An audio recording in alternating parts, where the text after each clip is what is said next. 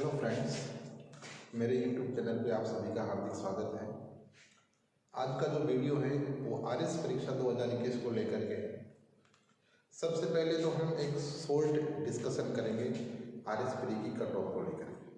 हालांकि एग्ज़ाम को आयोजित हुए काफ़ी दिन हो गए हैं, परंतु यूट्यूब पर कई चैनल्स के द्वारा जानबूझ करके कट ऑफ को हाई या बिल्कुल लोएस्ट किया जा रहा है। मतलब जो आरएस एस्पायरेंट्स हैं उनको भ्रमित करने के लिए, ताकि वो प्रॉपर तैयारी नहीं कर सके। तो हम एक्चुअली जो कट ऑफ है आरपीएससी की जो अभी की आई थी, उस की के अंदर जो सस्पेक्टेड क्वेश्चन हैं, कौन से क्वेश्चन डिलीट हो सकते हैं। एक दो क्वेश्चन जैसे गणगौर वाला है उसमें आंसर चेंज होगा, पेट्रोल और डीजल की कीमतों वाला है उसमें या तो आंसर चेंज करेंगे या उसको डिलीट कर देंगे। बाकी 2 से 4 क्वेश्चन हैं जो मे भी डिलीट हो सकते हैं। तो जब क्वेश्चंस डिलीट होंगे तो सीधी सी बात है कि वो क्वेश्चंस काफ़ी लोगों के सही होते हैं, तो कट ऑफ जो है उसके अंदर एक गिरावट जो है वो देखने को मिलेगी। सबसे पहले जब पेपर हुआ था तब ये अफवाहों का दौर चल रहा था, कट ऑफ 90+। फिर जब आरपीएससी की ऑथेंटिक की आई उसके बाद कट ऑफ जो है 85। फिर उसके अंदर भी सस्पेक्टेड कई क्वेश्चन हैं, तो उसके बाद कट ऑफ डाउन। जहाँ तक मेरा जो आइडिया है आरएस प्री की कट ऑफ को लेकर के, वो आप लोगों के सामने मैं बता रहा हूँ। उससे मेरी संभावना ये है कि उससे ज़्यादा नहीं जाएगी, कम रह सकती है लेकिन ज़्यादा नहीं जाएगी। तो हम डिस्कस करते हैं। सबसे पहले जैसे जनरल कैटेगरी के बारे में, जनरल, ओबीसी, एमबीसी, ये जो सारी कैटेगरीज हैं इनकी जो कट ऑफ है, मेरा ये आइडिया है कि ये लगभग 70 से 73 नंबर तक जा सकता है। मतलब ये मे बी 70 से 68 भी हो सकती है, पर यहाँ इसके 75 होने की संभावना बहुत कम है। 68 आ सकती है लेकिन ये 75 नहीं जाएगी। फिर बात करते हैं अगली कैटेगरी की। जैसे इसके अंदर जो फीमेल है, जो जनरल फीमेल है या ओबीसी फीमेल है, मोस्ट प्रोबेबल ये है कि 65 नंबर तक जो है उनका सिलेक्शन होना श्योर है। मतलब 65 नंबर वाली जो फीमेल्स हैं वो तो 101% मेंस को लिखेगी। उसके अलावा ये 65 से 63 भी हो सकता है, 62 तक, और 60 से नीचे जाने की संभावना जो है, अगर हम बात करें कि 60 से नीचे जाएगा तो ये बिल्कुल असंभव है। मतलब 60 से अबोव जो है गर्ल्स की मेरिट रहेगी। 60 से नीचे तो नहीं जाएगी, लेकिन 70+ गर्ल्स की मेरिट किसी भी कंडीशन में नहीं जाएगी। 65 से 70 के बीच में गर्ल्स की जो मेरिट है उसकी पॉसिबिलिटी बहुत ज़्यादा है। फिर बात करते हैं एससी कैटेगरी की। एससी के अंदर जो लास्ट ईयर की जो कट ऑफ थी 68 मार्क्स के आसपास, उस कट ऑफ से थोड़ा बहुत वेरिएशन हो सकता है। या तो वो कट ऑफ जो है अपन कह सकते हैं 66 से लेकर के 68 या 69 में भी मैक्सिमम 70 मार्क्स से ऊपर एससी की कट ऑफ जो है किसी भी कंडीशन के अंदर नहीं जाएगी। ये मेरा एक प्रेडिक्शन है। और जहाँ तक मुझे ये लगता है कि आरपीएससी की आने के बाद में लोगों के नंबर कम ही हुए, बढ़े नहीं। और अब दूसरी की के अकॉर्डिंग जो रिजल्ट आएगा उसके अंदर प्रत्येक एस्पायरेंट जो है, जो क्वेश्चंस डिलीट वगैरह कुछ होते हैं, तो मोस्टली एस्पायरेंट्स के नंबर जो है वो डाउन ही होते हैं, जिन्होंने ज़्यादा क्वेश्चन सही किए। तो कट ऑफ के अंदर फिर अपने को गिरावट देखने को मिलती है। अब बात करते हैं एसटी कैटेगरी। तो एसटी कैटेगरी के अंदर जो कट ऑफ है वो लगभग 70 के आसपास जो है रहने की संभावना है। 70 जो नंबर्स हैं एसटी कैटेगरी के अंदर जिनके, वो मेंस आराम से लिखेंगे। एसटी फीमेल्स की बात करें, एसटी फीमेल्स के अंदर जो है लगभग वही है 65, 62 या 63 के आसपास। ये वेरिएशन जो है एसटी फीमेल्स के अंदर हमारे को देखने को मिलता है। अब बात करें जैसे कि एससी फीमेल की हमने चर्चा नहीं की थी, तो एससी, जैसे मैंने एससी मेल का आपको बताया कि एससी मेल की जो कट ऑफ है वो लगभग 66 से 68 के आसपास। तो अगर हम बात करें एससी फीमेल की,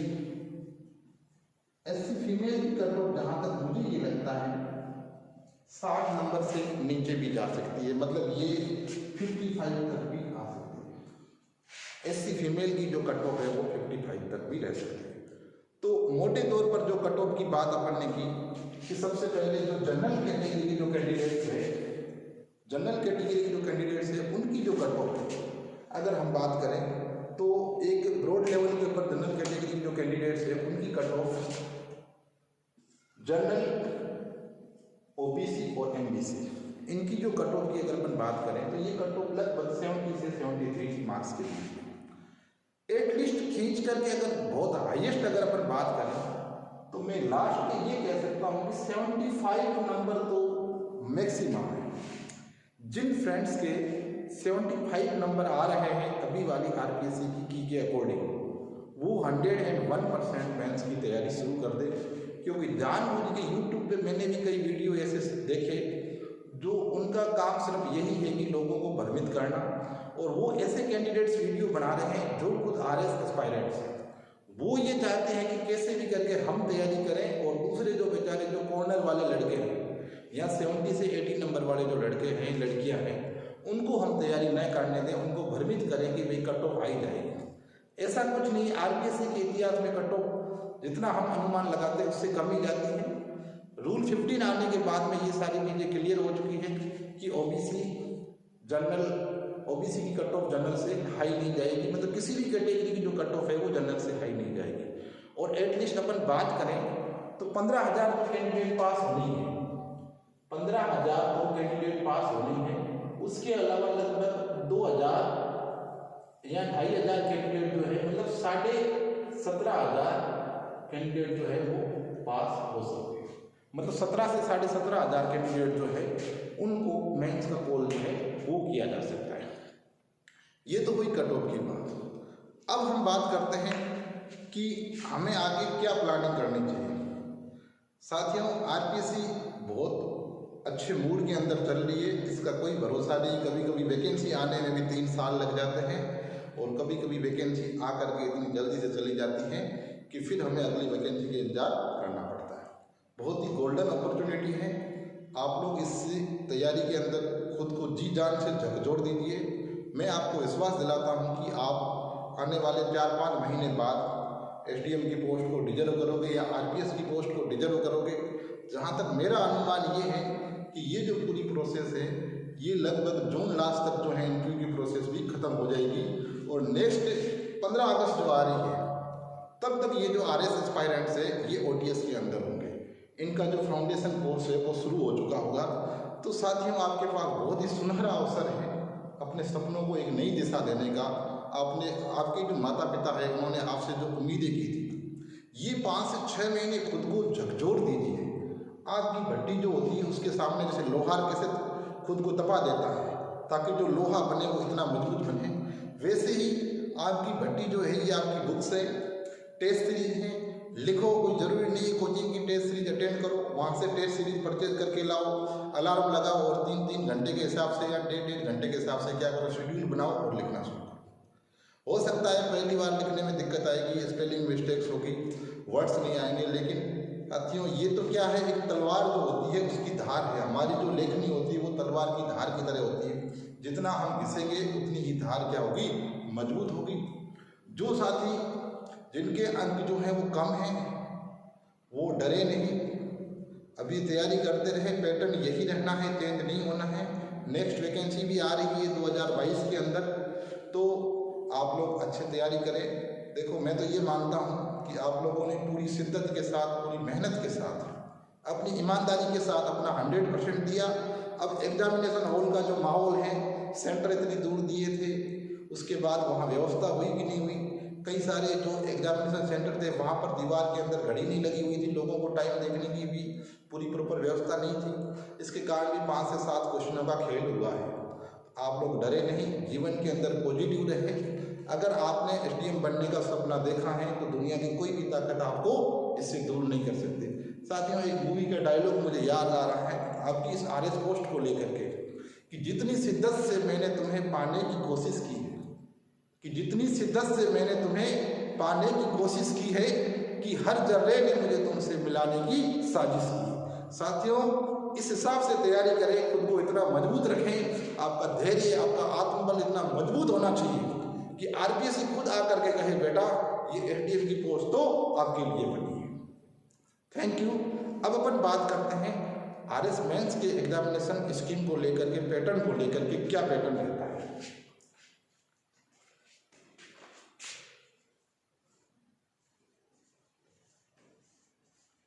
आरएस मेंस सबको पता है, आरएस मेंस का पैटर्न क्या है। 4 डिस्क्रिप्टिव पेपर होते हैं, 200 नंबर के होते हैं। अब ये जो 4 जो डिस्क्रिप्टिव पेपर है, थोड़ा सा मैं डिस्टर्ब करना चाहूँगा बोर्ड को, थोड़ा सा 1 मिनट। बिल्कुल अब आप लोगों को प्रॉपर दिख रहा होगा, सॉरी फॉर डिस्टर्बेंस। आज 2 चीज़ों की असुविधा है, एक तो माइक काम नहीं कर रहा है इसलिए मुझे वर्बली बोलना पड़ रहा है। कल से मैं प्रॉपर जो माइक के साथ वीडियो बनाऊंगा। अब बात करें जैसे 4 पेपर जो होते हैं, फर्स्ट, सेकंड, थर्ड और फोर्थ। साथियों अगर मैं बात करूं कि आपको एसडीएम बनना है या आपको आरपीएस बनना है, तो आपको आरपीएस और आपको एसडीएम बनाने वाला जो पेपर है वो एक तो है पेपर 4th। कौन सा है? पेपर 4th है, वो आपको एसडीएम बनाएगा, और साथ में ही पेपर 2nd।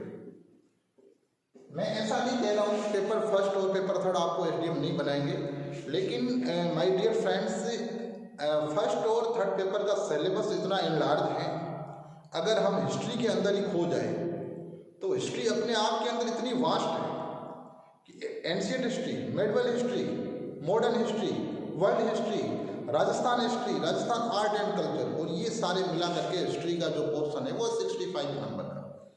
अगर हम 3-4 महीने ये सिर्फ 65 नंबर की तैयारी करें तो भी मैं आपको दावे के साथ कह सकता हूँ कि कुछ क्वेश्चन ऐसे आएंगे जो हमें पता ही नहीं होगा कहाँ से आएंगे, आरपीएससी पता नहीं कौन सी किताब से लेके आते हैं।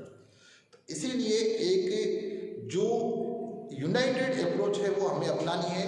1st और 3rd पेपर को भी प्रॉपर टाइम देना है, लेकिन हिस्ट्री के पीछे सिर्फ हिस्ट्री को लेकर के बैठ जाए या सिर्फ पॉलिटी को लेकर के बैठ जाए, सिर्फ इकोनॉमी को लेकर के बैठ जाए, ऐसा हमें नहीं करना है। सिलेबस के टू द पॉइंट जो है वैसे ही चलना है।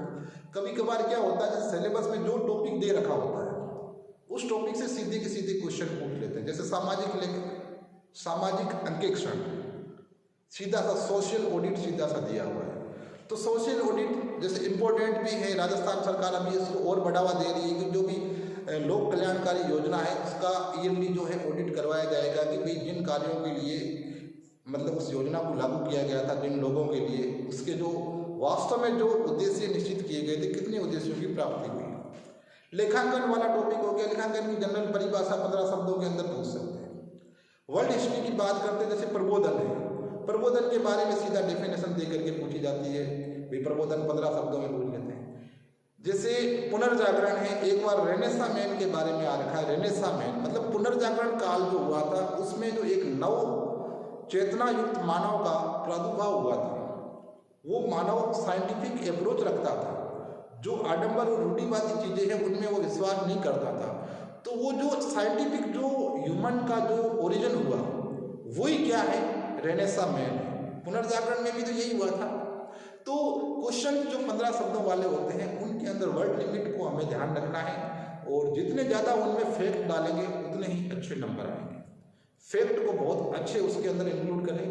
अब बात करें जैसे अपन 4th पेपर की, 4th पेपर के अंदर जो हिंदी वाला जो पार्ट है, उस हिंदी वाले पार्ट के अंदर जो 50 नंबर का जो पोर्शन है, 50 मार्क्स की जो हिंदी है, अगर आप एटलीस्ट अच्छी तैयारी करते हो, पिछले सालों के क्वेश्चन पेपर देखते हुए आप करते हो, तो मेरा ये मानना है कि हिंदी वाले पोर्शन के अंदर आपको 45 प्लस तो इजी वे से आ सकते हैं। संधि हैं, उपसर्ग हैं, प्रत्यय हैं, पर्यायवाची हैं, विलोम शब्द हैं, पारिभाषिक शब्दावली है, मुहावरे हैं, लोकोक्तियां हैं, शब्द शुद्धि है, वाक्य शुद्धि है। थोड़ा सा कुछ चीजें जैसे रटने जैसी है, पर्यायवाची रटने पड़ेंगे, विलोम शब्द रटने पड़ेंगे, संधि को ट्रिक में देखना पड़ेगा। उपसर्ग और प्रत्यय के अंदर आपको ये चीज ध्यान रखनी है कि उसमें जो आपको वर्ड दिया हुआ होगा उस शब्द से आपको मूल शब्द और उपसर्ग क्या करना पड़ेगा, अलग करना पड़ेगा। मूल शब्द और प्रत्यय क्या करना पड़ेगा, अलग करना पड़ेगा। जैसे मैं बात करूं, जैसे कि मानव शब्द, अब क्वेश्चन ले लिया कि मानव के अंदर जो है कौन सा प्रत्यय है या मानव शब्द है, इसमें मूल शब्द और प्रत्यय को क्या अलग है। तो सीधी सी बात है, मानव के अंदर जो है मूल शब्द है मनु और प्रत्यय है अ। प्रत्यय क्या है अ, ठीक है ना। मानव की तरह की बात करें जैसे दानव की, दानव के अंदर भी ये सेम चीज है, दनु प्लस अ। तो इस प्रकार से आपको उसको क्या करना पड़ेगा, आपको उसको टुकड़ों के अंदर तोड़ना पड़ेगा। उपसर्ग और प्रत्यय के इस प्रकार के क्वेश्चन आते हैं। संधि के जो हैं वो दो टाइप्स के क्वेश्चन आते हैं, एक तो शब्द दिया होगा उसका आपको संधि विच्छेद करना पड़ेगा, और एक शब्द होगा मतलब दो टुकड़े होंगे उसको आपको क्या करना पड़ेगा, संधि करनी पड़ेगी। जैसे मैं बात करूं, जैसे एक क्वेश्चन दिया होगा परि प्लस छेद, परि प्लस छेद, मतलब इसका आपको क्या करना है, संधि करनी है। सीधी सी बात है, यहाँ पर व्यंजन संधि जो है वो लगेगी और ये हो जाएगा परिच्छेद। क्या हो जाएगा, परिच्छेद। वैसे ही अगर हम बात करें, जैसे कि एक शब्द दिया हुआ है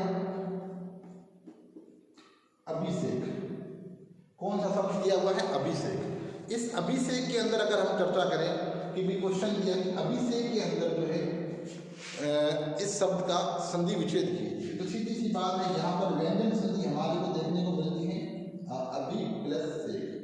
जो ये जो षटकोण वाला है वो षटक वाले में क्या हो जाता है, परिवर्तित हो जाता है। जब अपन इसका टुकड़ों के अंदर तोड़ते हैं अभि प्लस से, षटक वाला होता है। जब अपन इसकी संधि करते हैं तो षटक वाला जो है वो षटकोण वाले में क्या हो जाता है, कन्वर्ट हो जाता है।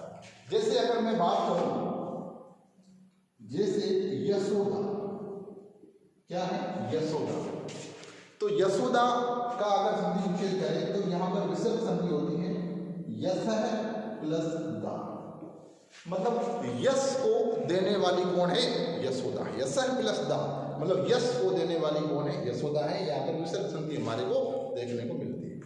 साथियों, ये कुछ बेसिक्स एग्जाम्पल्स हैं, इसको लेकर के अपन और ब्रॉड लेवल पे चर्चा करेंगे। अभी एक मेरा इस वीडियो बनाने का जो मेन मोटो था वो यही था कि YouTube के अंदर कई ऐसे साथी हैं या कई ऐसे मैं कह सकता हूँ लो मेंटेलिटी वाले लोग हैं, वो जानबूझ करके RS एस्पायरेंट को भ्रमित करने की कोशिश कर रहे हैं।